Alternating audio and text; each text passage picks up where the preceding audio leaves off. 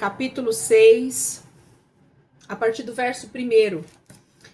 Semana passada, a gente fez o capítulo 4 e o capítulo 5, e especificamente o capítulo 5 vai falar sobre a arca que foi, então, levada, né, durante a batalha dos filisteus contra o povo de Israel, e a arca, então, é levada para o território filisteu, e passa pelas 5 cidades do território dos filisteus.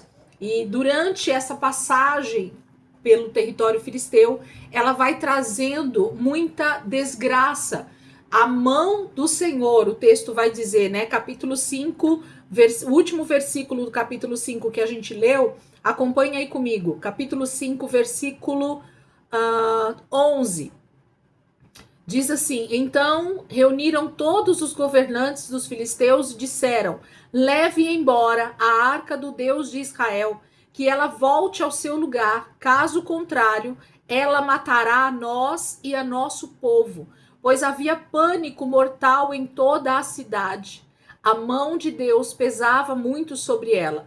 Aqueles que não morreram foram afligidos com tumores, e o clamor da cidade subiu até o céu. Então, a gente viu, né, no capítulo 5, essa presença de Deus em meio ao território filisteu, e o que a presença de Deus no meio do pecado, no meio da maldade, no meio da idolatria, ela faz. O que a presença de Deus no meio do pecado, no meio da maldade, no meio da idolatria faz? Ela traz morte, ela traz juízo. Então, todas as vezes que a gente brinca com a presença de Deus, literalmente, a gente tem a tendência de se queimar com fogo. Porque a presença de Deus, a santidade de Deus, ela é juízo para o pecador. A presença de Deus para o santo é glória, é ainda mais presença, é manifestação de poder. Mas a presença de Deus para o ímpio, para o pecador, é morte, porque traz juízo, traz muita desgraça, porque Deus não habita no meio do pecado. Ele é automaticamente trazido para um lugar de juízo, porque Deus não tem como habitar no meio do pecado. Então, como ele odeia o pecado, ele vai atrair juízo automaticamente sobre a vida daqueles que estão em pecado. Então, não só os filisteus, mas isso nos remete a qualquer situação aonde as pessoas brincam com a presença de Deus, né? Então, por onde a gente perceber ou passar em que a presença de Deus ela é tida como algo natural ou como algo de idolatria, como qualquer outro Deus desse mundo, vai atrair juízo sobre aqueles que brincam com a presença de Deus, né? Então, há um peso de glória muito grande mesmo, e por isso que a Arca da Aliança, ela ficava num lugar específico, separado, né? Onde somente realmente pessoas que estivessem debaixo de santificação, de santidade, pudessem entrar ali e não ser mortas. Então Deus tem esse cuidado com o povo de Israel, sabendo que o povo andava em pecado, em separar um lugar onde a sua presença podia habitar, sem gerar prejuízos de morte, sem gerar juízo. Eu olho para isso de verdade, amados, e a gente consegue compreender o zelo e o amor de Deus para com o povo de Israel, né? E na verdade, com todas as outras nações. Porque se Deus viesse realmente com toda a sua glória, com toda a sua majestade, e viesse sobre a terra em meio ao pecado, o que acontece é juízo, o que acontece é realmente morte, né? Porque o pecado está instalado. Então Deus, ele se compromete a habitar no meio do seu povo, é o desejo dele. Só que para isso ele cria todo um ambiente, ele separa um lugar onde ele diz: esse lugar será cercado por santidade, esse lugar será cercado por um regulamento que eu estou dando para vocês, para que eu possa habitar no meio de vocês, para que eu possa vir falar com vocês sem atrair juízo. Então, por isso, somente o sumo sacerdote, por isso só o sacerdote poderia entrar nesse lugar de santidade. Então, isso é lindo de se ver. E quando, então, os filisteus levam a Arca da Aliança, eles atraem para si mesmos, né, esse juízo de Deus sobre aquele lugar, onde todo tipo de de doença e situações malignas vão acontecendo para a morte mesmo. Por isso que eles estão aterrorizados, a palavra vai dizer. Capítulo 6, então, iniciando aí a leitura, 1 Samuel capítulo 6 vai dizer assim: quando já fazia 7 meses que a arca do Senhor estava em território filisteu, os filisteus chamaram os sacerdotes e adivinhos e disseram: o que faremos com a arca do Senhor? Digam-nos com o que devemos mandá-la de volta a seu lugar? E eles responderam: se vocês devolverem a arca do Deus de Israel, não mandem de volta só a arca, mas enviem também uma oferta pela culpa. Então vocês serão curados e saberão por que a sua mão não tem se afastado de vocês. Os filisteus perguntaram: que oferta pela culpa devemos enviar-lhe? E eles responderam: 5 tumores de ouro e 5 ratos de ouro, de acordo com o número dos governantes filisteus, porquanto a mesma praga atingiu vocês e todos os seus governantes. Façam imagens dos tumores e dos ratos que estão assolando o país e deem glória ao Deus de Israel. Talvez ele alivie a sua mão de sobre vocês, seus deuses e sua terra. Por que ter o coração obstinado como os egípcios e o faraó? Só quando esse Deus os tratou severamente, eles deixaram os israelitas seguirem o seu caminho.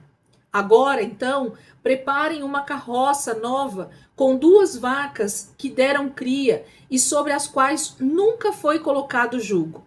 Amarrem-nas à carroça, mas afastem delas os seus bezerros e ponham-nos no curral. Coloquem a arca do Senhor sobre a carroça e ponham numa caixa ao lado dos objetos de ouro que vocês estão lhe enviando, como oferta pela culpa. Envie a carroça e fiquem observando. Se ela for para o seu próprio território, na direção de Bet-Semes, então foi o Senhor quem trouxe essa grande desgraça sobre nós. Mas, se ela não for, então saberemos que não foi a sua mão que nos atingiu e que isso aconteceu conosco por acaso. E assim fizeram. Pegaram 2 vacas com crias, amarraram-nas a uma carroça e prenderam seus bezerros no curral. Colocaram a arca do Senhor na carroça e junto dela a caixa com os ratos de ouro e as imagens dos tumores. Então as vacas foram diretamente para Bet-Semes, mantendo-se na estrada e mugindo por todo o caminho. Não se desviaram nem para a direita e nem para a esquerda. Os governantes dos filisteus as seguiram até a fronteira de Bet-Semes. Ora, o povo de Bet-Semes estava colhendo trigo no vale, e quando viram a arca, alegraram-se muito.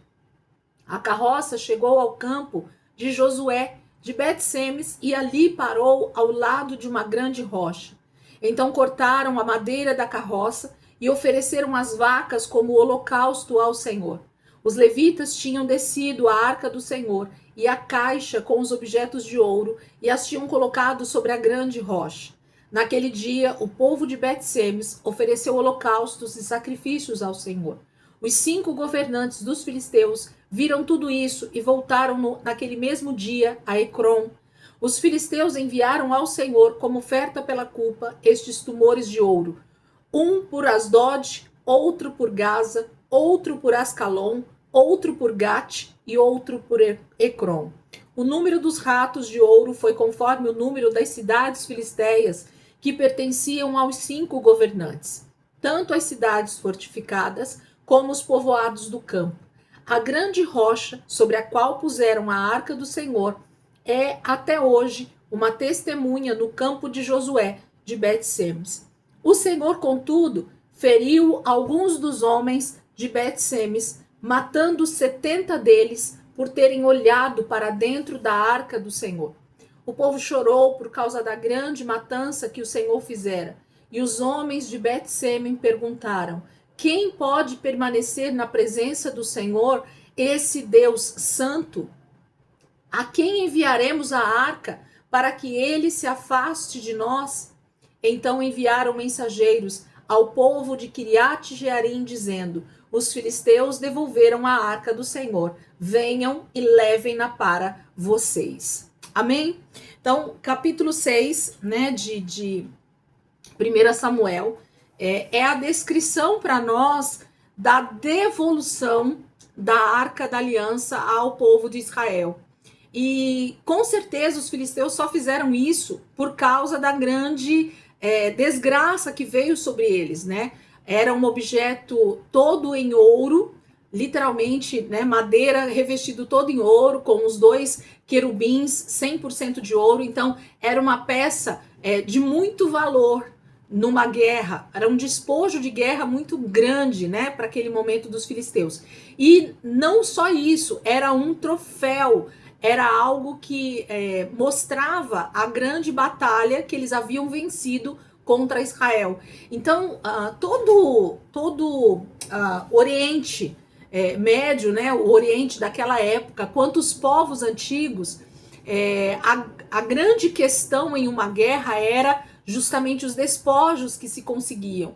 E as lutas tinham a ver primariamente, gente, com essa batalha entre deuses. Isso é desde a antiguidade, isso permaneceu durante muitos séculos, aonde todas as batalhas entre reinos, principalmente, tinha a ver de forma bem primária a respeito de batalha entre deuses. Então, a cidade que vencia, ou a nação que vencia a guerra, demonstrava que o seu Deus era maior do que o Deus do território vencido.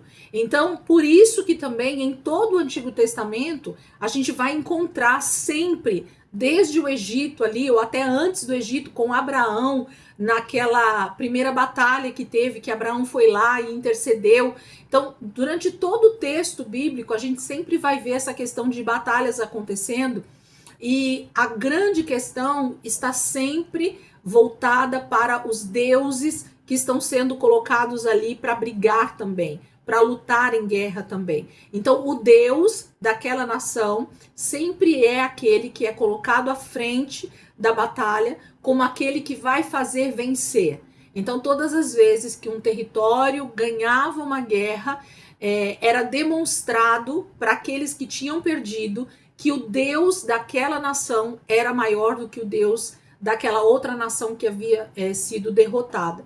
E isso fazia com que muitas vezes a nação que havia perdido passava a adorar, né, ou colocava no seu panteão de deuses, inclusive o Deus daquela nação que havia vencido. Então, por isso que muitas nações acabavam entrando no chamado sincretismo religioso. Então, por isso que, por exemplo, em Canaã, na terra de Canaã, existia uma adoração a muitos deuses, no tempo em que Israel toma posse daquele território. Os cananeus eram adoradores de muitos deuses. Por quê? Porque cada batalha que eles iam tendo com outras nações, eles iam então agregando mais deuses a ser adorado, porque esses deuses dariam ainda mais conquistas em batalhas que eles viessem a ter contra os seus adversários. Então, se eles venciam sobre um território vizinho, automaticamente eles já colocavam mais deuses para ser adorado, para que aqueles deuses também os ajudassem na próxima batalha, e assim sucessivamente. E então o outro deus que era derrotado era tido como um deus menor, e o deus que havia vencido passava a ser o deus adorado por todos aqueles que estavam ali agora vencidos também, né? Então tinha muito isso, era uma prática natural, era a visão de mundo que aquele povo na antiguidade tinha. Então, quando os filisteus têm essa situação com Israel, o que acontece aqui é o inverso. E a gente vai ver no texto o que está acontecendo aqui, vocês vão perceber isso.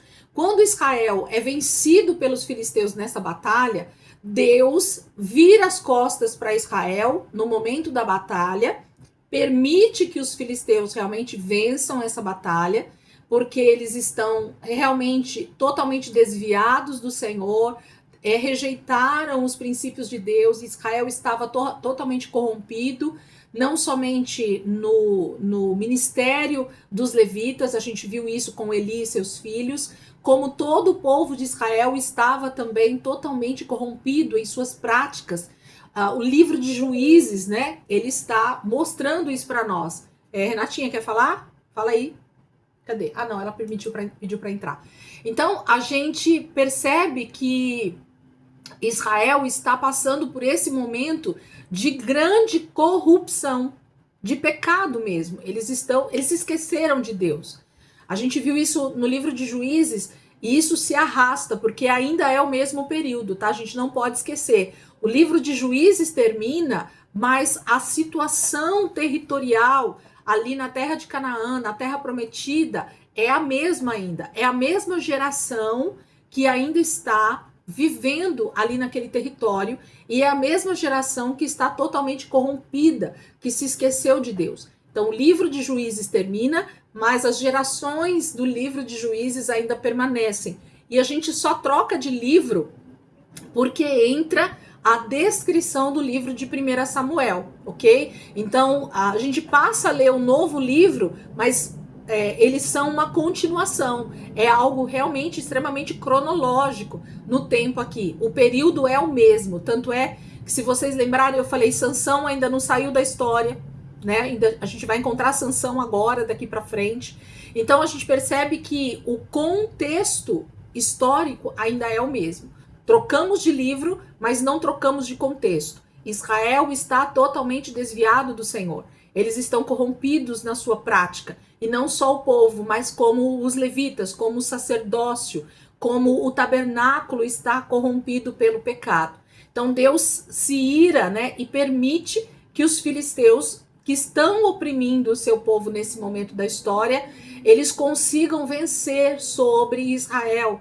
E há muita morte, muitos israelitas morrem nesse momento, durante essa batalha com os filisteus, e os filisteus têm então o entendimento que eu acabei de falar para vocês. Os nossos deuses são maior do que o Deus do povo de Israel. Percebe o que está acontecendo? Então, os filisteus têm esse pensamento, é isso que eles entendem, porque todas as batalhas para esse povo têm a ver com divindades vencendo divindades. E nesse momento, então, os deuses filisteus vencem o Deus do povo de Canaã, ou o povo de Israel, melhor dizendo, né? Que é essa conotação que o texto mostra pra gente. Então, eles voltam para casa, os filisteus, com uma batalha vencida, com muitos filisteus mortos, com muitos israelitas mortos, e com essa tomada de território, vamos dizer assim, né? Eles não chegam a entrar no território de Canaã e tomar posse, mas eles percebem que não vai demorar muito tempo e é isso que vai acontecer. Essas batalhas, elas aconteciam para fragilizar mesmo o povo, e então esse opressor conseguiria ir entrando no território e tomando esse território para ele também. E isso logo, logo aconteceria se Israel não tomasse um posicionamento diante de Deus. Então, a ideia dos filisteus era tomar o território de Israel, era ter um território de Canaã para eles, era realmente tomar todo aquele território para eles. Essa era a ideia dos filisteus. Então, com essa batalha vencida, eles acham que é isso que vai acontecer. Os deuses filisteus vencem o Deus de Israel. E para piorar, ou para melhorar para o lado deles, eles ainda trazem o objeto de culto dos israelitas. Então eles trazem junto com eles para a Filístia, eles trazem a Arca da Aliança. Então pensa num troféu, gente. A galera vencendo uma batalha, uma guerra travada ali contra Israel, mais de 30 mil mortos nessa batalha que nós vimos na aula passada, e ainda com tudo eles voltam com um troféu que é a Arca da Aliança do Deus de Israel. Aqueles gritos que eles ouviram dos israelitas quando a arca chega e que o chão treme, esse é o objeto que eles adoravam, que eles estavam ali gritando, que o Deus deles estava no meio deles naquele momento. Esse é o objeto que os filisteus estão com eles nas mãos. E a gente viu então que no capítulo 5 há toda essa desgraça acontecendo em território filisteus. Deus pesa a mão sobre aquele território por causa da sua presença, por causa da sua santidade. E eles se reúnem, e aí entra no capítulo 6, então, e eles dizem assim, olha lá para o versículo 1. Quando já fazia 7 meses que a arca do Senhor estava em território filisteu, então já faziam 7 meses, não é 7 dias, gente. que a batalha terminou. Eram 7 meses que essa arca da aliança está andando pelo território filisteu de cidade em cidade. Chega ali, né, os tumores, as doenças, aí eles mandam para outra cidade. Aí chega na outra cidade, a mesma coisa acontece. E assim sucessivamente. Então já são 7 meses. Lembra do filho de Finéias que nasceu no território de Israel, quando Eli e os filhos de Eli morrem? Esse bebê já está com 7 meses. O nome dele era Icabode. Foi-se a glória de Deus. Então Israel está sofrendo já há 7 meses com a falta da Arca da Aliança dentro do tabernáculo. Eles com certeza estão extremamente entristecidos, porque eles perderam uma batalha contra o seu maior inimigo daquele momento, os filisteus, e ainda estão sem a presença de Deus no meio do povo de Israel. Então já fazem 7 meses que isso aconteceu. E aí os filisteus, versículo 2, chamaram os sacerdotes e adivinhos e disseram: o que faremos com a arca do Senhor? Diga-nos com o que devemos mandá-la de volta a seu lugar. Aqui, gente, é o que eu falo para vocês. A gente acha que sacerdotes no Antigo Testamento é só do povo de Israel. E não. A ideia de sacerdócio, ela é muito mais antiga do que a gente pode imaginar. O texto vai falar, eu vou lembrar isso para vocês lembrarem essa passagem, que Abraão, quando ele está em viagem, indo, né, para o território de Canaã, a palavra vai falar que ele se encontra com um homem que a palavra vai chamar de Melquisedeque. E Melquisedeque é rei de Salém, mas Melquisedeque também é um sacerdote, a palavra vai falar.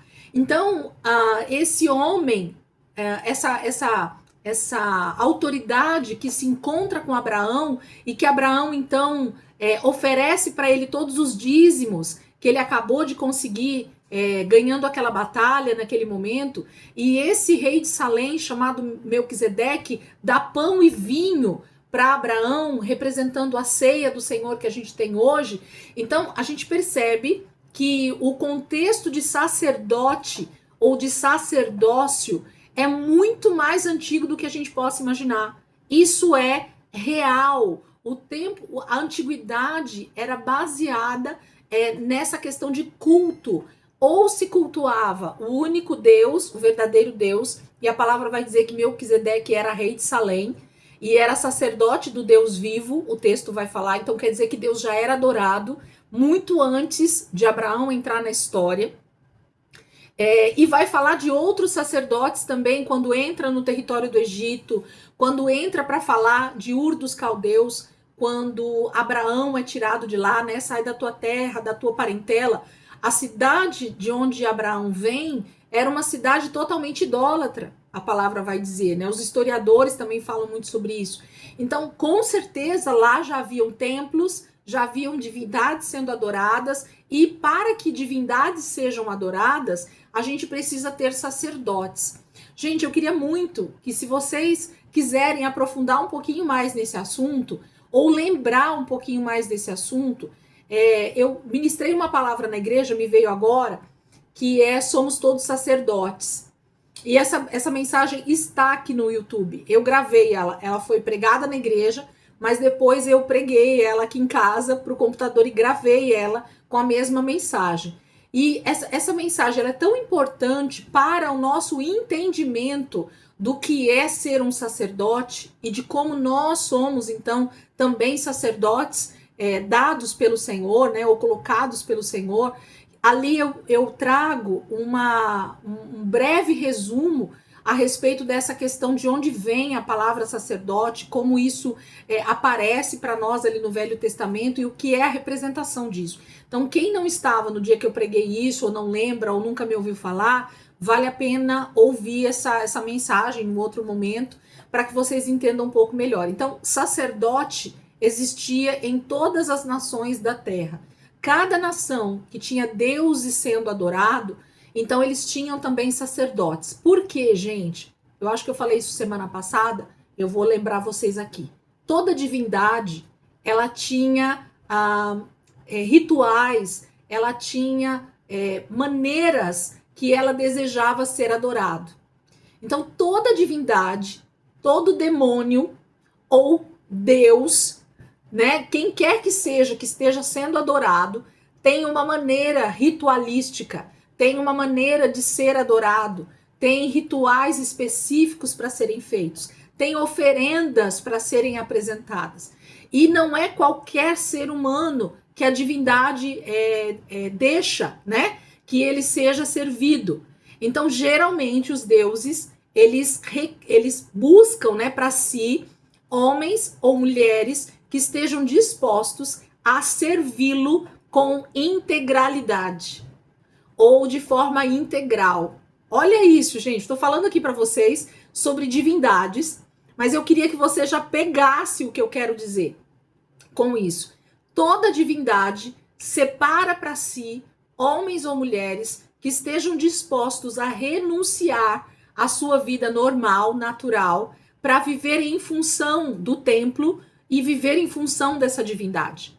Se nós colocássemos qualquer, agora, época da história da humanidade e citássemos algum deus que é adorado, você ia ver que existia um templo, existia um deus sendo adorado lá dentro, uma estátua desse deus que era adorado, existiam rituais que eram obrigatórios por esse deus, e existiam tipos de oferendas e coisas que deveriam ser entregues como oferta para esses deuses. Sim ou não? Entendem o que eu estou falando? Então, não é de hoje que isso é uma realidade espiritual. E por que o crente acha que o Deus verdadeiro vai querer para si pessoas que não estejam dispostas a renunciar, primeiramente, o pecado? Se o nosso Deus ele é santo, a primeira coisa que ele vai requerer de nós é santidade. Porque o sumo sacerdote ele só podia chegar no lugar santo ou no santo dos santos debaixo de um ritual de santidade. Porque Deus é santo. Então, toda divindade ela vai requerer daquele que o adora ambientes propícios para sua atuação. E aí nós estamos falando de dois lados, tá? De demônios realmente que atuam em todos esses deuses com letra minúscula e o Deus de todo-poderoso, criador do céu e da terra, mas que a dinâmica é a mesma. Lembra que os dois vieram do mesmo lugar? Satanás veio exatamente do mesmo lugar onde Deus está. E Satanás sempre foi uma cópia bem ruim, bem mal feita de Deus. Ele desejava ser igual a Deus. Então, nada que Satanás faça é diferente do que Deus requer da humanidade. O que ele faz é distorcer a adoração para ele.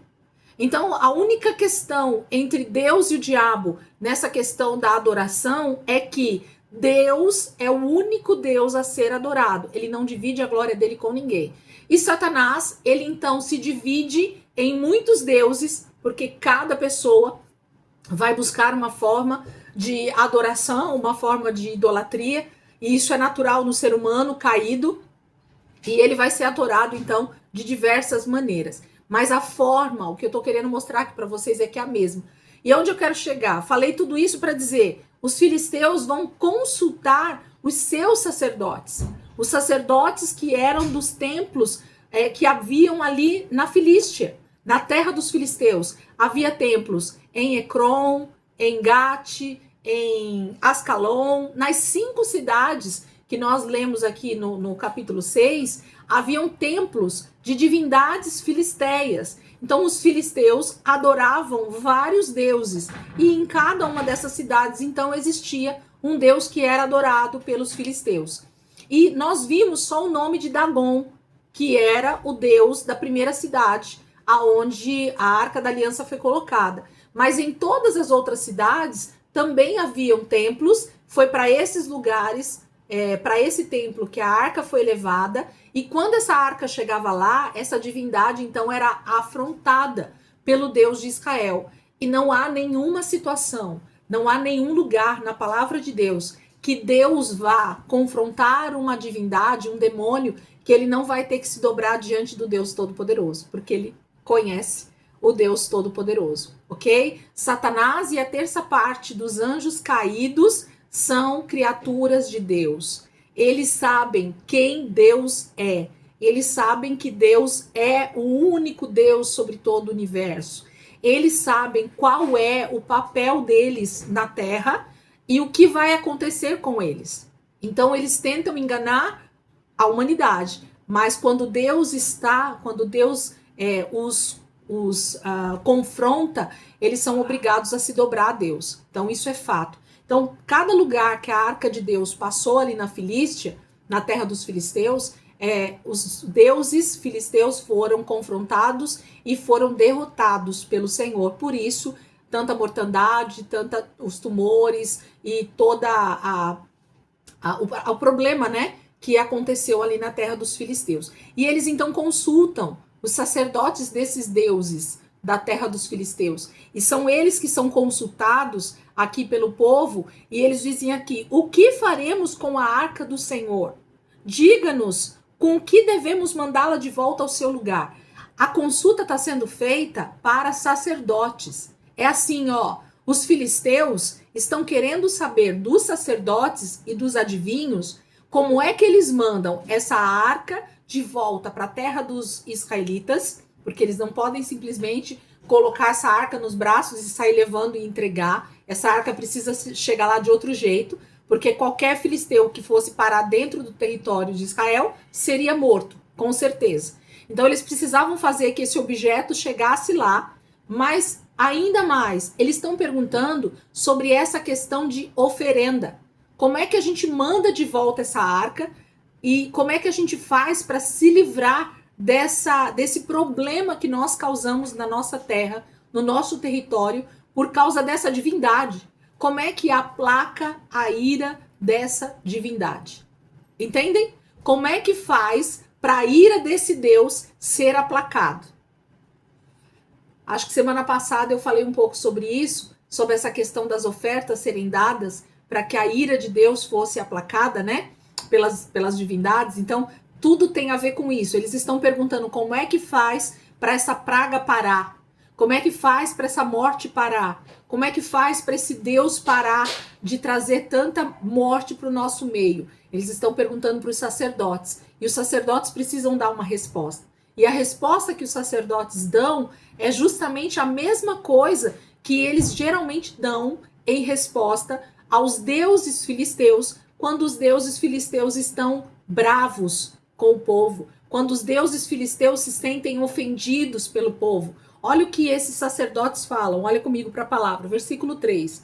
Eles responderam, eles quem? Os sacerdotes. Se vocês devolverem a arca do Deus de Israel, não mandem de volta só a arca, mas enviem também uma oferta pela culpa. Então vocês serão curados e saberão por que a sua mão não tem se afastado de vocês.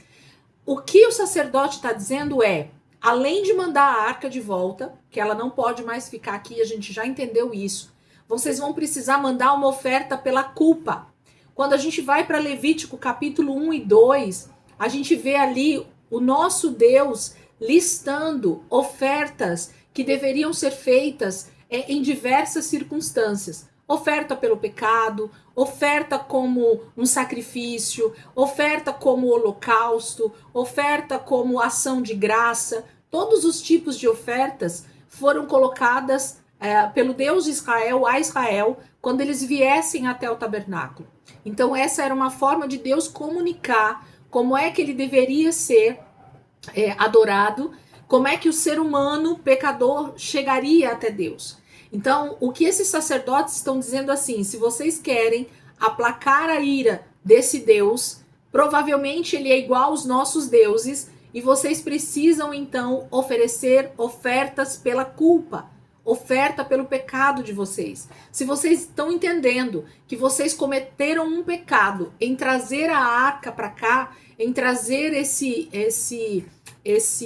essa peça de adoração do Deus de Israel, se o pecado de vocês foi esse, então vocês precisam oferecer uma oferta pela culpa de vocês, reconhecer a culpa de vocês a essa divindade. E eles continuam, né? Versículo 4. Os filisteus perguntaram: que oferta pela culpa devemos enviar-lhes? E eles responderam: 5 tumores de ouro e 5 ratos de ouro, de acordo com o número de governantes filisteus, porquanto a mesma praga atingiu vocês e todos os seus governantes. Então, primeiro, gente, os sacerdotes estão lidando com a questão de governantes, autoridades maiores no meio do povo filisteu. Então eles falam, são 5 cidades e são 5 governos e são 5 deuses que são adorados aqui na Filístia. Então nós precisamos primeiro reconhecer, o Deus de Israel precisa primeiro reconhecer que esses governantes estão pedindo perdão, estão oferecendo uma oferta pela culpa deles. Então começa lá pelo topo da hierarquia. Então começa primeiro pelos governantes e nada mais, nada menos do que pelos principados. De novo, ó, Satanás está tendo que se dobrar diante do Deus Todo-Poderoso. Ele precisa reconhecer que ele é menor do que o Deus Todo-Poderoso. Senão a ira não vai aplacar. Senão a coisa não vai funcionar. Então ele fala assim, mandem 5 tumores de ouro e 5 ratos. Esculturas, né? Façam esculturas e mandem como presente para esse Deus de Israel. Segue aí comigo. Versículo 5. Façam imagens dos tumores e dos ratos que estão assolando o país e deem glória ao Deus de Israel. Gente, grifa isso, por favor. Deem glória ao Deus de Israel. O que é isso, gente? Deus não divide a glória dele com ninguém.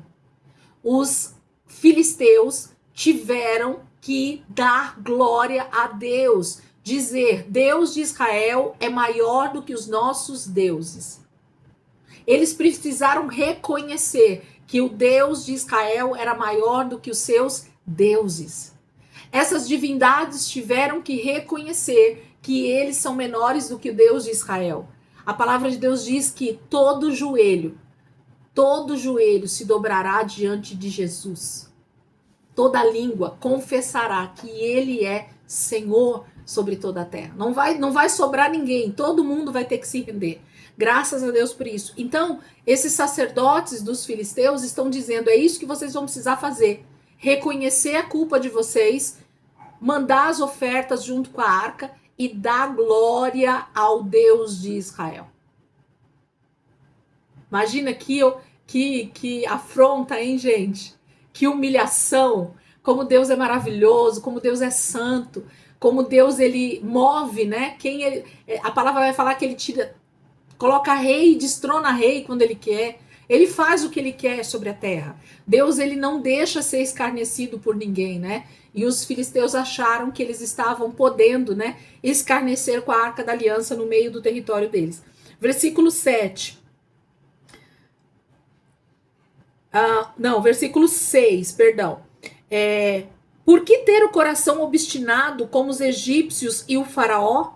Só quando esse Deus os tratou severamente, eles deixaram os israelitas seguirem o seu caminho. Gente, olha só o que esses sacerdotes dos filisteus lembram eles. Isso é maravilhoso. O que esse sacerdote fala? Gente, vamos voltar à nossa memória. Lembra lá do faraó, do Egito? Quando esse Deus de Israel, através de Moisés, foi lá e diz, deixa o meu povo ir me adorar no deserto. E o faraó, ele endureceu o coração, ele ficou obstinado, ele disse, não deixo ir, não vou deixar ir. E durante todo o tempo ele ficou obstinado e não permitiu. E o que foi que aconteceu com os egípcios? Eles sofreram 10 pragas, até que a última realmente devastou todo o território egípcio. Esse sacerdote dos filisteus está lembrando do acontecido no Egito. Gente, lá na Filístia, nesse tempo, não tinha Facebook, não tinha Instagram, não tinha foto, não tinha a Bíblia escrita. Isso aqui tudo para chegar de uma nação para outra era contado de boca a boca, de geração em geração. Nós estamos falando aqui de um intervalo de aproximadamente 600 anos, 700 anos depois do faraó do Egito.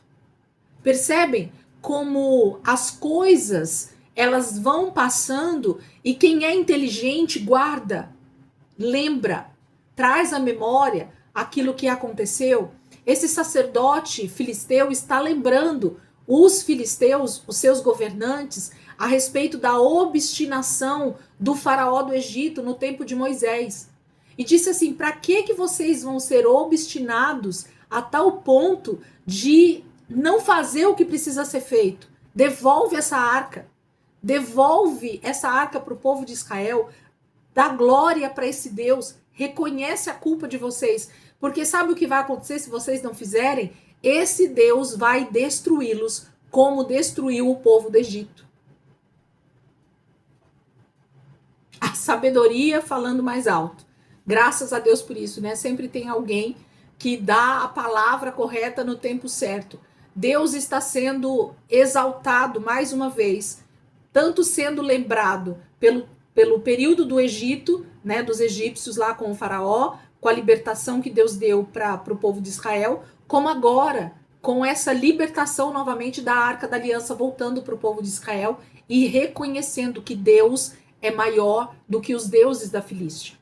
Então, mais uma vez, o Deus de Israel está mostrando o seu poder. Gente, tem alguém de Israel aqui defendendo Deus?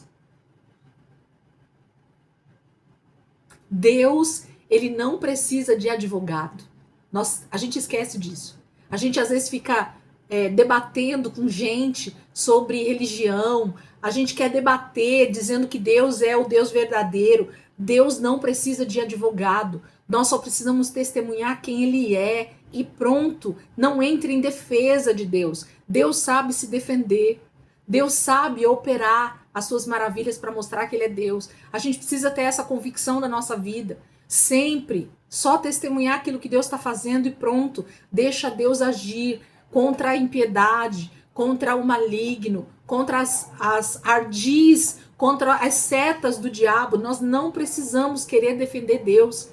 Essas brigas nas redes sociais com pessoas de outras religiões, isso é totalmente desnecessário no meio cristão, gente. Deus não precisa ser defendido em rede social.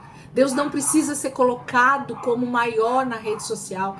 Deus só precisa que nós demos, né, testemunho dele, da grandeza dele em nós, através de nós, com o nosso comportamento, com nós sendo parecido exatamente como Deus quer que a gente seja, parecido com Jesus. É isso. Deixa Deus fazer a sua própria defesa. Ele não precisa ser defendido por ninguém. E pior, pessoalmente, né, a Daiane tá falando. Me peguei pensando nisso. Lógico, pessoalmente é pior ainda. É disso que eu tô falando, né? Essas rixas que as pessoas criam, falando que Deus é maior do que os deuses da religião tal ou da religião tal. Deus não precisa ser defendido por ninguém, gente. Ele não precisa de advogado, tá? A gente pode ter certeza disso, ele não precisa. Deus está agindo na terra dos filisteus com o seu poder, com a sua glória, fazendo eles reconhecerem que ele é Deus sobre toda a terra. Eles estão reconhecendo da sua própria boca, com seus próprios sacerdotes, que Deus é Deus. Versículo 7. Agora, então, preparem uma carroça nova, com 2 vacas que deram cria, e sobre as quais nunca foi colocado jugo. Amarrem-nas à carroça, mas afastem delas os seus bezerros e ponham-nos no curral. Coloque a arca do Senhor sobre a carroça e ponham numa caixa ao lado os objetos de ouro que vocês estão lhe enviando, como oferta pela culpa. Envie a carroça e fica observando. Se ela for para o seu próprio território, na direção de Bet-Semes, então foi o Senhor quem trouxe essa grande desgraça sobre nós. Mas se ela não for, então saberemos que não foi a sua mão que nos atingiu e que isso aconteceu conosco por acaso. Gente, isso é muito legal, porque o sacerdote está dando uma receita a respeito de como eles devem fazer esse envio, né? Tanto da arca quanto dos presentes, da oferta pela culpa, né? Para o povo de Israel. E ele fala, então pega 2 vacas, que nunca foi colocado jugo sobre elas. Isso está falando de ritual. tá? Isso está falando de pegar tudo que é mais precioso, tudo que ainda não foi usado, né? Sempre tem essa questão ritualística de como as coisas devem ser feitas com muito zelo, com muito cuidado, com aquilo que nós temos de melhor. Então os filisteus queriam realmente aplacar a ira de Deus sobre as cidades deles. E eles então fazem todo esse ritual, literalmente, com as vacas que nunca tiveram um jugo sobre elas, que nunca trabalharam, que estavam com animais, né, com filhotes, então eram vacas provavelmente sadias. Então tinha tudo a ver com um ritual sendo feito.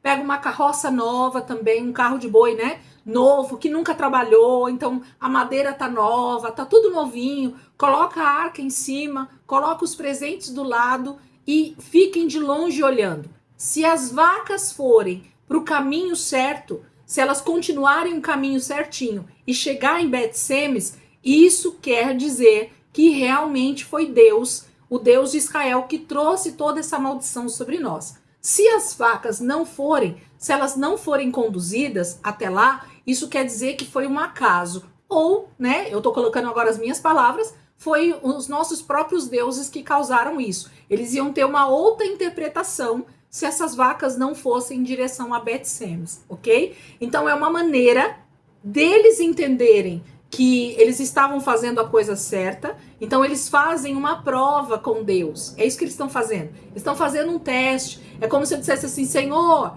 se acontecer, lembra do teste de Gideão com o rolo de lã, né? Se tiver molhado do lado de fora, mas a lã não tiver molhada, então eu sei que o Senhor está me chamando. Então, o povo na antiguidade, e até hoje tem essas manias, né, de fazer esses votos, essas maneiras de saber se Deus está falando, e Deus age nisso para que realmente a gente compreenda que realmente Ele está agindo naquela situação.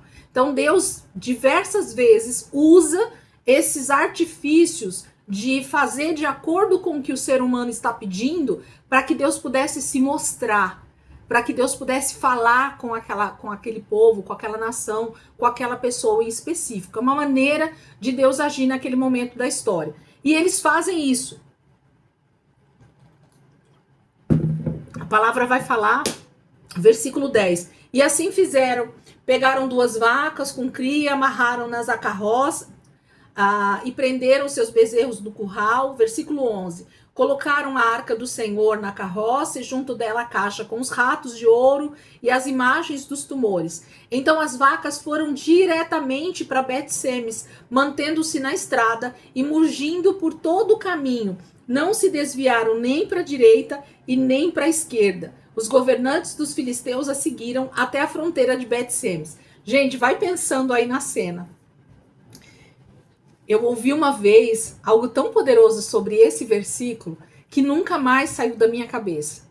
E agora é a oportunidade da gente de novo relembrar isso e eu falar isso para vocês. Transmitir isso que foi transmitido para mim. O texto está dizendo que eles colocaram a arca do Senhor sobre a aliança e colocaram os presentes. Versículo 12. Então as vacas foram diretamente para Bet-Semes, mantendo-se na estrada e mugindo por todo o caminho. Quando aqueles filisteus colocam a arca da aliança sobre aquela carroça e aquelas vacas são colocadas no caminho para carregar aquilo, você sabe o que está acontecendo aqui nesse momento? As vacas estão adorando a Deus. Elas estão carregando a presença de Deus. Elas estão reconhecendo a presença do Deus que as criou. Por que essas vacas iriam mugir, gente? Elas iriam simplesmente caminhar. A palavra está dizendo que elas foram mugindo durante todo o caminho. É como se elas fossem, durante todo aquele percurso, adorando, louvando a Deus, dando glória ao Deus que estava sobre elas naquele momento. Elas estavam sendo a condutora, elas estavam conduzindo a glória de Deus. Gente, quando a palavra fala que a natureza, ela aguarda a manifestação dos filhos de Deus, tá falando de uma natureza que reconhece que Deus as criou, mas elas estão infelizmente aprisionadas pelo pecado. A natureza reconhece a grandeza do Deus que as criou. A natureza sabe quem é Deus. Nós às vezes não reconhecemos, mas a natureza conhece. A natureza reconhece a voz, o comando de Deus. E essas vacas estão literalmente mostrando que elas sabem exatamente o que está sendo carregado sobre elas. Isso é maravilhoso, isso é tremendo, como a palavra ela vai nos mostrando a soberania de Deus, o poder de Deus sobre homens, mas também inclusive sobre a natureza. Essas vacas estavam demonstrando a glória de Deus. Vamos fechar, gente, senão vai fechar na nossa cara. Voltem rapidinho para a gente já terminar o texto.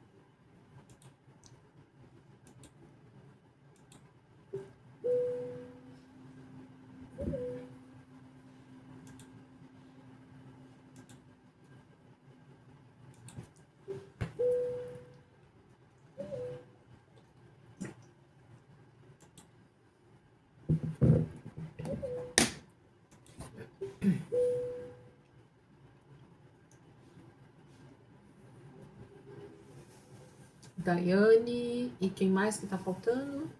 Soninha. E Renata, né? Renata? Renata tá aí, acabou de entrar. Renata tá Renata aí. entrou. A Cleo deve estar lá do lado dela também. O texto vai dizer, gente, seguindo aí, versículo 13. Ora, o povo de Bet-Semes estava colhendo trigo no vale, e quando viram a arca, alegraram-se muito. A carroça chegou ao campo de Josué, de Bet-Semes, e ali parou ao lado de uma grande rocha. Então cortaram a madeira da carroça e ofereceram as vacas como holocausto ao Senhor. Gente, essa parte, ela é bem interessante. O versículo 15 vai falar que os levitas tinham descido a arca do Senhor e a caixa com os objetos de ouro e as tinham colocado sobre a grande rocha. E naquele dia o povo de Bet-Semes ofereceu holocaustos e sacrifícios ao Senhor.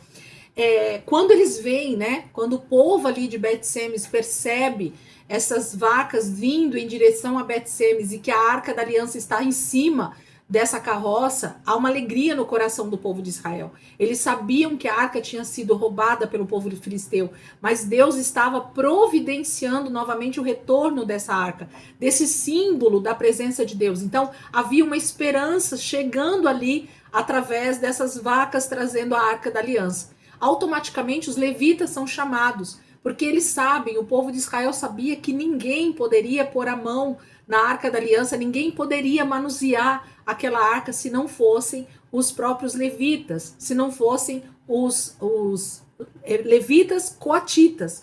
Deveria ser da tribo de Coate, né, da família dos coatitas, não poderia ser qualquer levita, inclusive.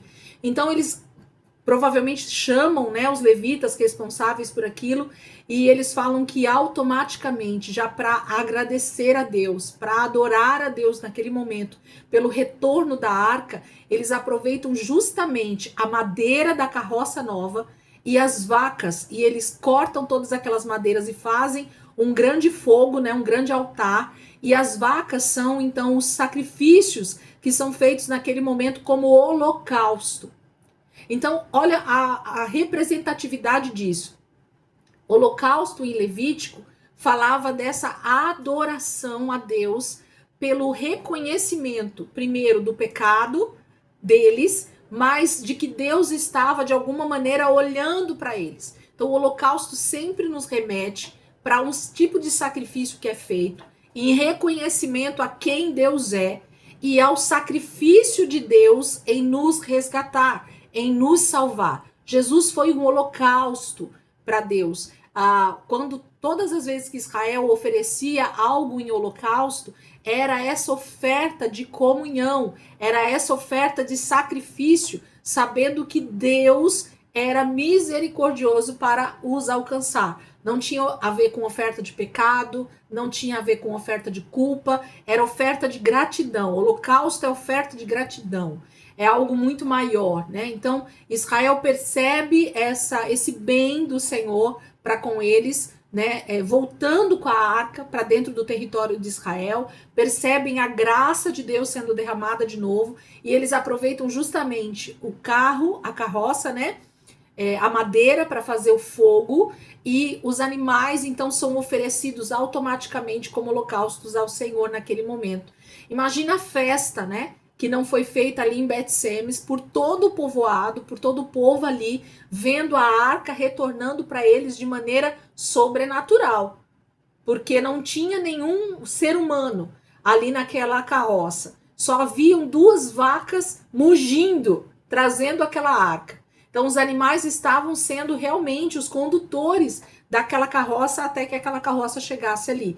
E com certeza, gente, havia uma distância considerável entre a terra dos filisteus e a cidade de Bet-Semes. Ainda que pudesse ser alguns quilômetros somente, uma distância talvez pequena, 2, 3, 5 quilômetros, eu não olhei no mapa, mas ainda que essa distância fosse pouca, pensa aí comigo, não tem nenhum ser humano conduzindo essas vacas.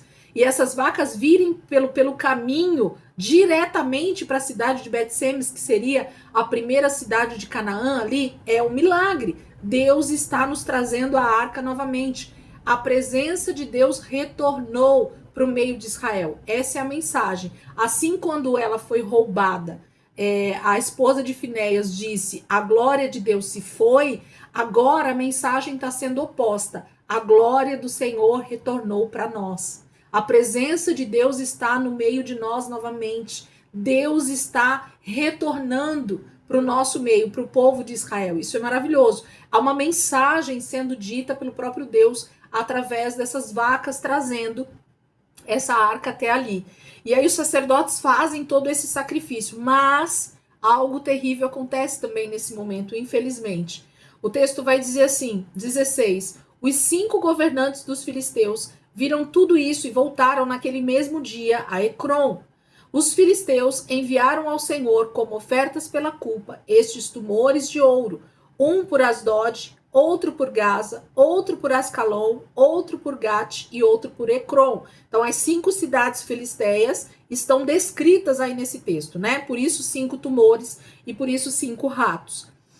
Versículo 18. O número dos ratos de ouro foi conforme o número das cidades filisteias que pertenciam aos 5 governantes, tanto as cidades fortificadas como os povoados do campo. A grande rocha sobre a qual puseram a arca do Senhor é até hoje uma testemunha no campo de Josué de Bet-Semes. É interessante a gente notar aqui que não só foram mandados 5 de cada um, dando essa ideia dos governantes e das 5 cidades. Mas esse texto está complementando para nós que o número de ratos de ouro que foi mandado foi pelo número de todas as cidades filisteias. Então, as 5 capitais eram essas que nós vimos aqui. Mas não existia só essas cidades, essas 5. Existiam outras cidades nas proximidades que também faziam parte do território dos filisteus. Essas 5 aqui são capitais onde existiam templos adorados pelos filisteus. São as principais. Os 5 reis que governavam o território dos filisteus habitavam nessas 5 cidades. Então existia um rei para cada uma dessas cidades, ok? Eles eram essa colisão de 5 reinos, de 5 cidades principais. Só que dentro dessas cidades principais existiam outras. Então chegaram muito mais ofertas do que somente 5 a respeito dessas cidades. É isso que o texto está falando. No número de cidades existentes, também foram o número de ratos que eles mandaram, ok? Então, os presentes foram muito mais do que 5 ratos e 5 tumores de ouro. Com certeza foram muito mais ofertas em ouro junto, né, com a Arca da Aliança. Versículo 19 entra a tragédia que acontece nesse momento. O Senhor, contudo, feriu alguns dos homens de Bet-Semes, matando 70 deles. por terem olhado para dentro da arca do Senhor. O povo chorou por causa da grande matança que o Senhor fizera. E os homens de Bet-Semes perguntaram: quem pode permanecer na presença do Senhor, esse Deus santo? A quem enviaremos a arca para que ele se afaste de nós? Gente, mais uma vez, a gente vê uma tragédia acontecendo no meio do povo, seja filisteu ou seja israelita, e a questão é exatamente a mesma: pecado. Por que, Elisângela, pecado? Porque lembra que eu comecei a aula falando para vocês de que Deus providenciou para o povo de Israel um local específico, um reduto específico, cercado, que é o chamado tabernáculo. E dentro desse tabernáculo, um lugar escondido, um lugar cercado, fechado por cortinas, onde a presença dele ficava. E somente o sumo sacerdote, uma vez por ano, tinha acesso a esse lugar onde a arca estava, onde a presença de Deus estava. A arca da aliança era a representação física da presença de Deus. E Deus realmente se manifestava de forma imanente naquele lugar por causa de tudo isso que era feito, todo o ritual. O desejo de Deus era estar no meio do seu povo. Só que ele não podia estar de qualquer maneira no meio do seu povo, porque senão haveria juízo. Então, por causa do pecado de Israel, ou por causa do povo da Filístia, que também estava em pecado, há morte, há juízo. Lembra que eu falei para vocês no início da aula? Aqui acontece a mesma coisa. A arca da aliança é colocada sobre essa grande rocha, e depois que eles oferecem esses sacrifícios, o texto não diz para nós quanto tempo se passou algumas horas, se passou algum dia, se anoiteceu, se amanheceu, não fala. A única coisa que o texto diz é que houve morte de 70 homens ali do povo de Bet-Semes. Por quê? Porque eles decidiram abrir a arca da aliança para ver o que tinha dentro dela. Então, a grande questão aqui é: eles entraram num território que não era para eles entrarem. Eles acessaram um lugar que não era para eles acessarem. E o problema não era a arca. O problema era quem estava mexendo na arca. Lembra que eu falei para vocês? O problema é o pecado que habita em nós. Se esses homens de Bet-Semes estivessem debaixo de santidade, não haveria problema algum o acesso deles à arca da aliança. Eles estariam debaixo de comunhão com Deus. Eles estariam debaixo de um lugar onde eles poderiam acessar, porque a presença de Deus é esse lugar de santidade. Só que quando eu não estou debaixo desse mesmo, dessa mesma situação de santidade, eu vou atrair sobre a minha vida juízo de Deus. Porque a presença de Deus não coabita no mesmo lugar que o pecado. Então, o que separa o homem de Deus é o pecado, gente. O que fez separação entre nós e o Senhor a vida toda é o pecado. Eu não tinha condições, sem a morte de Cristo, de acessar esse lugar de comunhão com Deus. Se a gente pensar primeiro lá no Éden, por exemplo, quando o casal peca, o que Deus faz?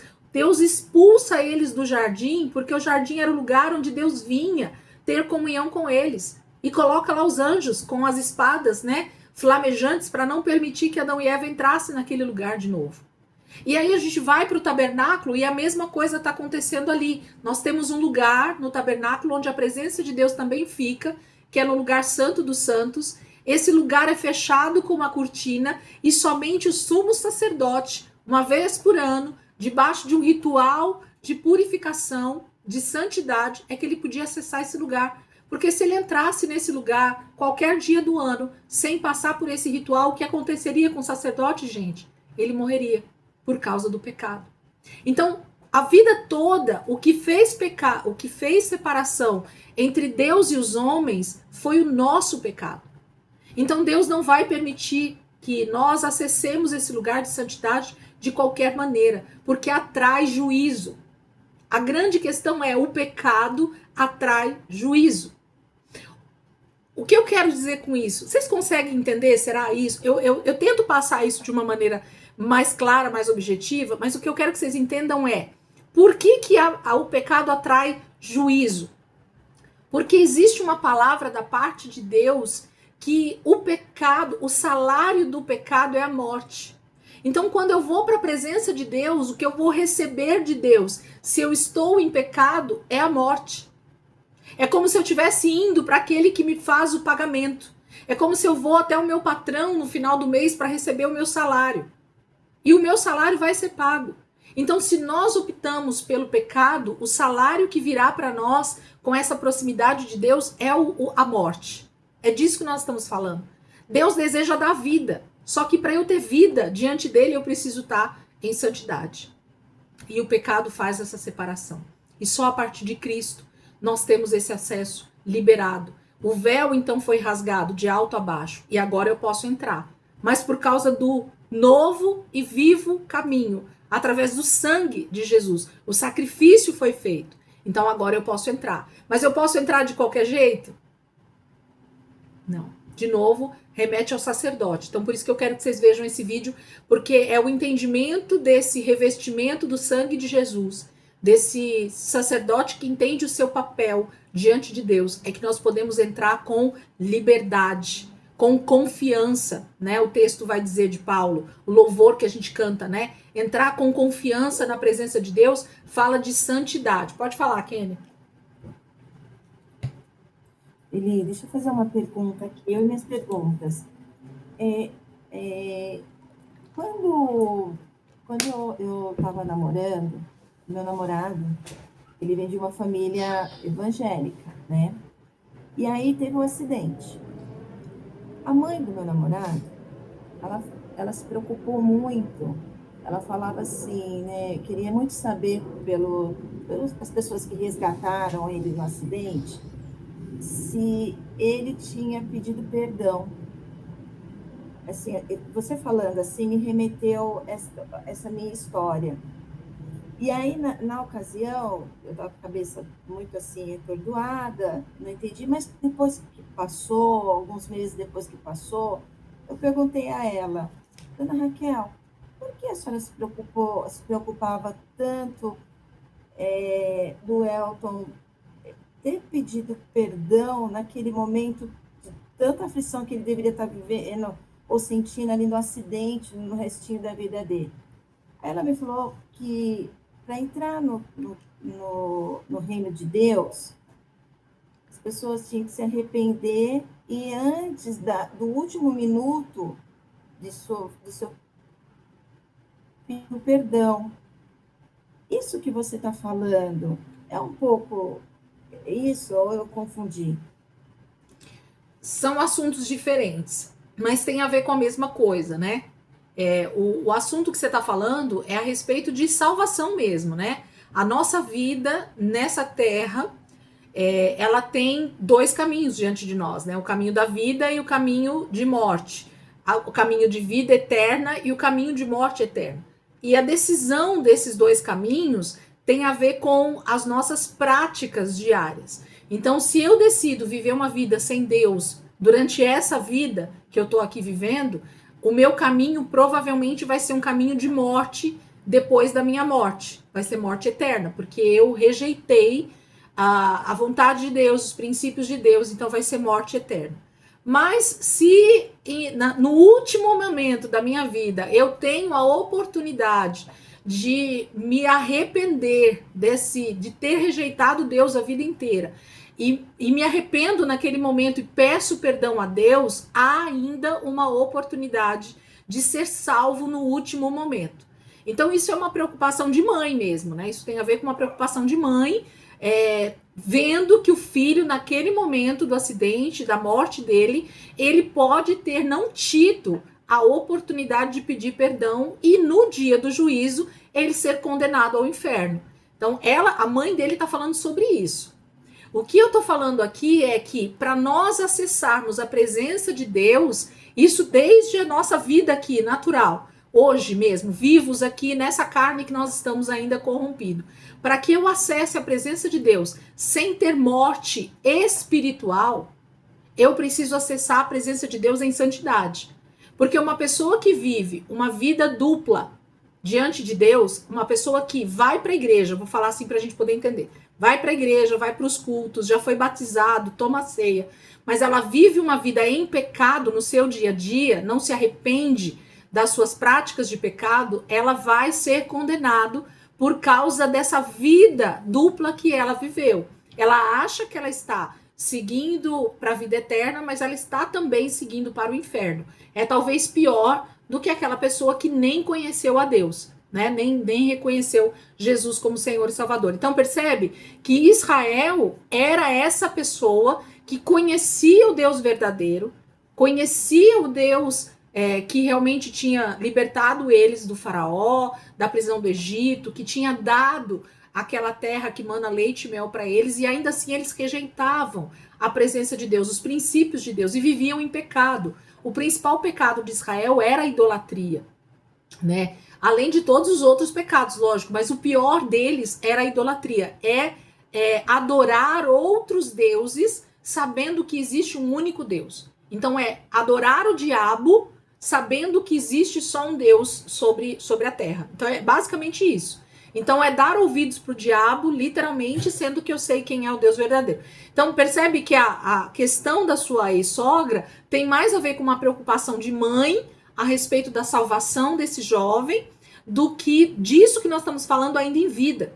Porque o que eu estou falando é a nossa preocupação a respeito da nossa vida aqui, ainda diante de Deus. Porque eu posso estar atraindo morte espiritual para mim, ainda que aqui sejam mortes físicas, tá? Isso é literal. Mas a Bíblia, quando ela mostra a morte física, é porque a morte espiritual já aconteceu, ó, faz tempo. Então, o juízo de Deus vem nesse momento porque eles estão muito mais próximos da presença de Deus do que eles deveriam. Percebe? Eles estão atraindo literalmente a morte física para eles, porque eles entraram num campo que não era para eles entrarem. Então Israel, nesse momento, esses 70 homens acessam um lugar de total santidade, por curiosidade mesmo, né? Para saber o que tinha dentro da arca, eles acessam um lugar que não é para eles acessarem.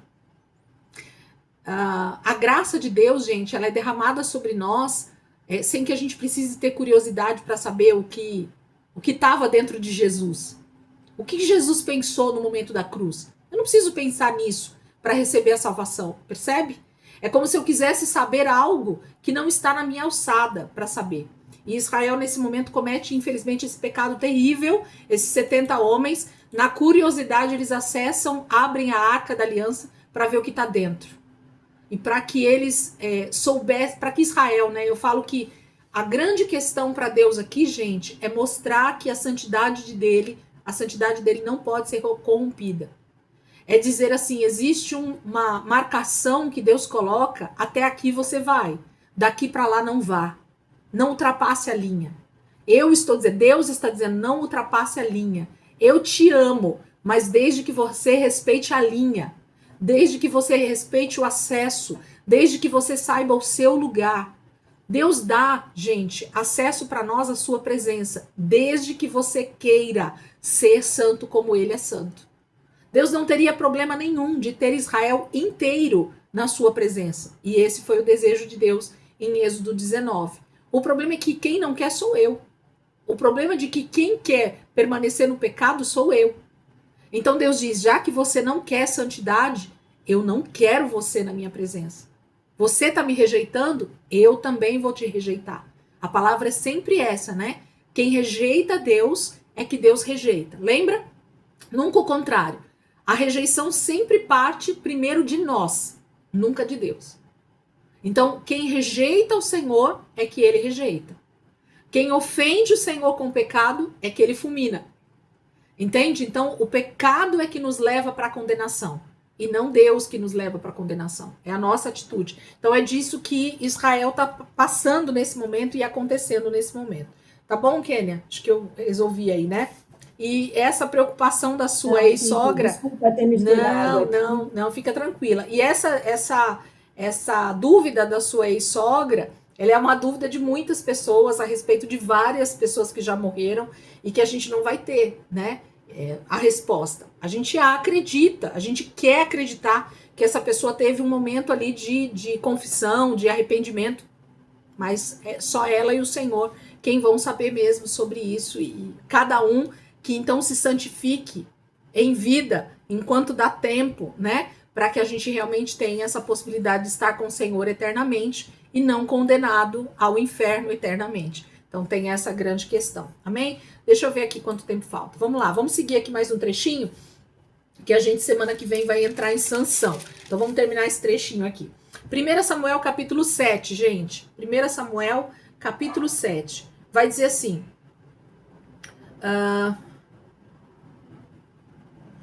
os homens de Kiriat Jearim vieram para levar a arca do Senhor. Eles a levaram para a casa de Abinadab, na colina, e consagraram seu filho Eleazar para guardar a arca do Senhor. Versículo 2. A arca permaneceu em Kiriat Jearim muito tempo. Foram 20 anos. E todo o povo de Israel buscava o Senhor com súplicas. Então, esse momento desses dois versículos aqui acontece exatamente o que o texto está dizendo para nós. Os levitas ali de Bet-Semes vão atrás de pessoas responsáveis que dessem o destino para a arca, né? A arca não podia ficar ali no meio do campo, em cima de uma rocha, ao ar livre, né? Que talvez foi isso que fez com que esses homens morressem, acessando a arca. Então aquele objeto era sagrado demais. Era realmente a própria presença de Deus ali no meio de Israel novamente, só que ela não podia estar aonde ela estava, ao relento, ao ar livre, propensa a matar muito mais pessoas se mais pessoas chegassem perto daquele objeto. Então eles buscam o refúgio para essa arca, e essa arca então vai ser colocada numa cidade ali próximo, na colina, na casa de um homem chamado Abinadab. E eles consagram o filho dele, Eleazar, para guardar a arca do Senhor. Essa arca fica lá na casa desse homem durante 20 anos. Eu busquei, gente, informações para saber se esse homem dessa colina, se Abinadab, era um sacerdote ou era da linhagem dos levitas. É provável que sim, mas não há registros a respeito de quem é esse Abinadab e quem é esse Eleazar com toda a certeza absoluta. Não existe registro em lugar nenhum. Aonde eu consultei, eu não consegui ver nada. Então, o que a gente pode ter ideia é de que pode ser que essa família fosse uma família de levitas, que sim, era da tribo de Levi, mas não há uma certeza absoluta. Podia ser a casa de qualquer outro israelita ali na região de Bet-Semes. E por isso o texto vai dizer que eles consagram esse filho dele chamado Eleazar para cuidar, né? Para guardar a arca. Então é como se esse homem, esse Eleazar, ficasse responsável dia e noite por não permitir que ninguém acessasse a arca, que ninguém pudesse mexer na arca, que a arca não fosse de alguma maneira tirada daquele lugar sem uma prévia autorização de alguém com uma autoridade maior. Vamos colocar o contexto para a gente entender? Há alguns meses atrás, aproximadamente 7 meses atrás, que é o tempo que a arca ficou lá no território filisteu, houve uma guerra terrível, então, dos filisteus com Israel.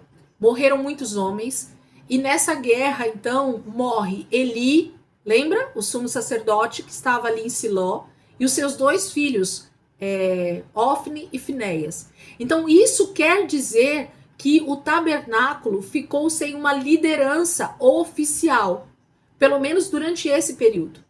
O texto bíblico não vai falar para nós que houve uma votação, que houve uma consagração de algum sacerdote, porque a consagração de sacerdotes, ela era feita num ritual muito poderoso. Então, cada vez que um sacerdote morria, era o seu filho primogênito que tomava posse desse sacerdócio. Só que tanto Eli morreu, que era o sacerdote, como seus 2 filhos, Ofni e Finéias. E provavelmente era Ofni, pelo nome, né, estar primeiro, que era o primogênito.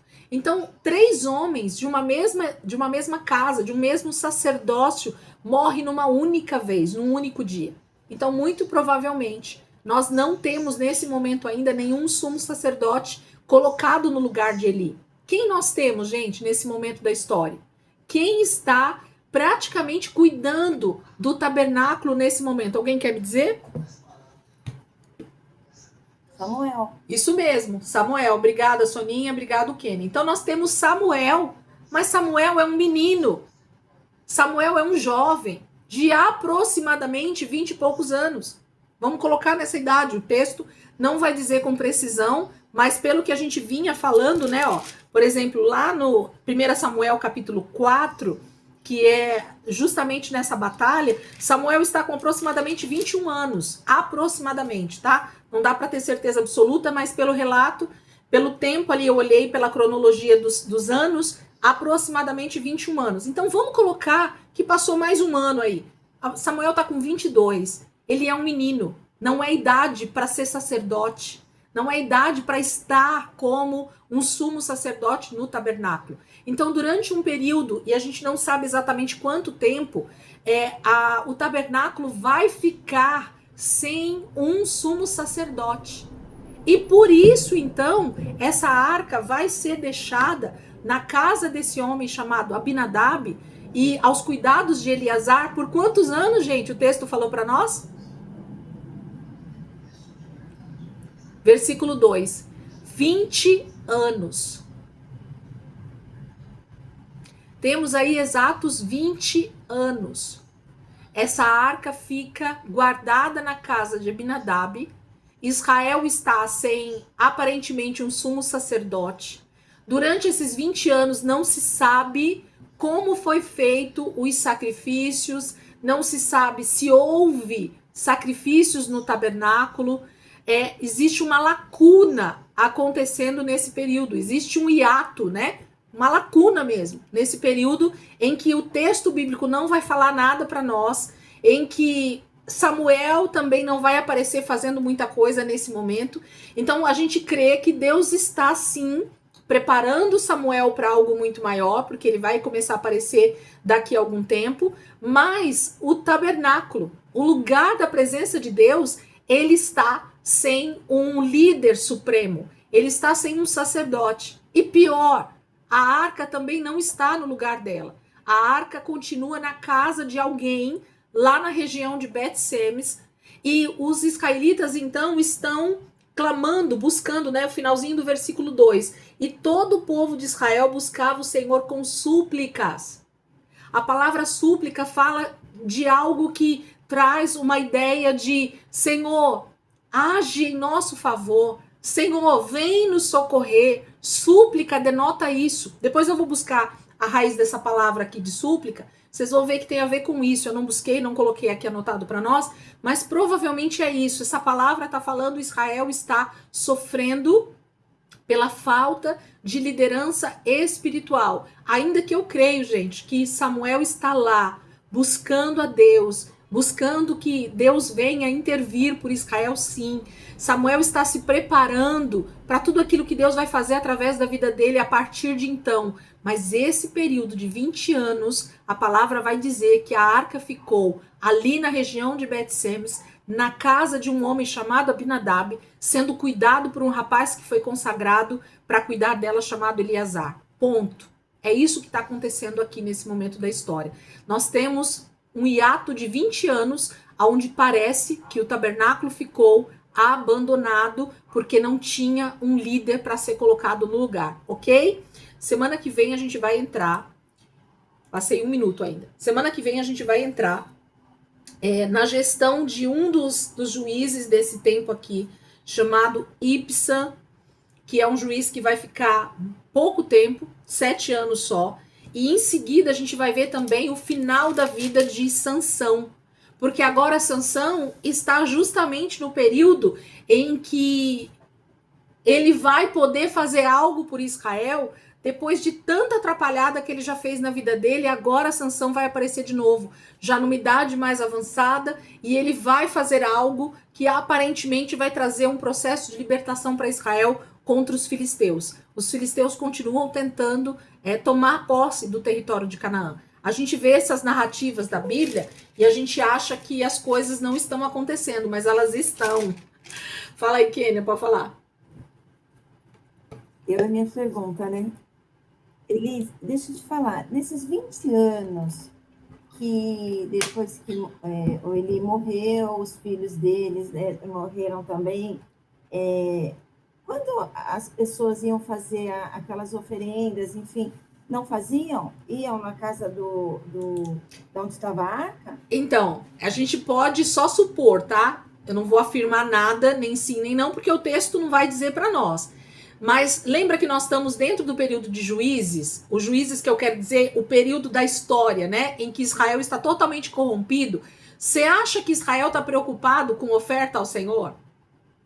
Se já no tempo de Eli, Ofni e Finéias, a coisa já estava descambada, você imagina agora sem líder espiritual. Porque o grande problema, gente, de nós seres humanos é a falta de liderança espiritual. Quando nós não buscamos ao Senhor de forma individual e buscamos a Deus para justamente para que o nosso caminho esteja totalmente alinhado com o Senhor, nós temos a tendência de nos desviar muito fácil. E se não tiver um líder, então, dizendo, tá errado, Deus tá mandando fazer isso, não façam isso. Quando a gente não tem ninguém sobre a gente, né, a gente faz o que bem entende. Esse é o slogan do livro de Juízes, gente. Não havia rei sobre Israel. Cada um fazia o que bem entendia. Então, para eles, eu acredito que o texto termina ali, o versículo 2, falando sobre súplicas, porque sempre tem aqueles que temem a Deus e que estão vendo que a opressão dos filisteus é muito grande, é muito forte. Eles estão sofrendo, literalmente. Nós vamos ver agora com o texto de Sansão o que está acontecendo. Israel está sofrendo muito na opressão dos filisteus. Eles estão roubando todos os alimentos de Israel, eles estão oprimindo o povo como escravo, eles estão fazendo coisas terríveis. E Israel sabe. Como terra de ninguém. Israel sabe que o problema é o pecado deles. Só que tem que ter alguém que clame, tem que ter alguém que comece o arrependimento como nação, porque o problema de Israel, gente, e o problema nosso como igreja que eu falo, igreja nação, tá? Igreja nação Brasil, igreja nação mundial, é que assim, quando o pecado ele é coletivo, o arrependimento precisa ser coletivo. Sabiam disso? A Bíblia é clara sobre isso. Quando o pecado é coletivo, e a idolatria geralmente tem a ver com pecado coletivo, o arrependimento precisa ser coletivo. Então todo mundo precisa cair em si. Enquanto Israel não cai em si sobre o seu pecado, Deus não pode intervir. Porque Deus havia colocado a lei de que quando o pecado é coletivo, o arrependimento precisa ser coletivo, a oferta precisa ser coletiva, a consagração precisa ser coletiva.